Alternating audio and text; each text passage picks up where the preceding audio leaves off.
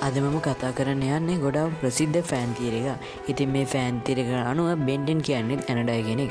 ඒ වගේම මේ බෙන්ටෙන් ගාව තියෙන වොච් එක නිසා තමයි මේ බෙන්ටෙන්ට ඇනඩයි ෆෝම් එකට යන්න බැරි. එහෙනම් අපි යමු මේ ෆෑන් තියරි එකේ මොකද්ද කියන්නේ කියලා බලන්න. මේ ෆෑන් තියරිකට අනුව බෙන් කියන්නේ ඇනඩයි ජීවියෙක්. ඒ කියන්නේ මනුස්සෙක් වගේම ඇනඩයි කෙනෙක්ගෙත් ජාන තියෙන එක හයිබ්‍රිඩ් ජීවි. ඉතින් මේ ෆෑන් තියරිකට අනුව ඔම්නිට්‍රික්ස් එකේ ඩිෆෝල්ට් ෆෝම් එක තමයි හියුමන් කියන්නේ.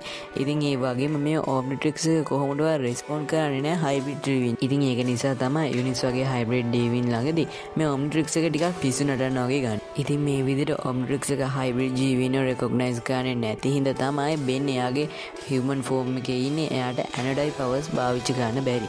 ඒ වගේම මේක හින්දා මේ බෙන්ට උදව් වෙනවා. එයා ඒලියන් කෙනෙක් විදිහට ට්‍රාන්ස්ෆෝම් වෙනකොට කිසිම ප්‍රශ්නයක් නැතුව ඒලියන් විදිහට ට්‍රාන්ස්ෆෝම් වෙන්නේ. ඉතින් මේ ටික තවත් පැහැදිලි වෙනවා අපිට බෙන්ටෙන් අල්ටිමේට් ඒලියන් එකේ දැක ගන්න ලැබුණු බෙන් 10000ට ඇනඩයි පවර්ස් තියෙන එකේ.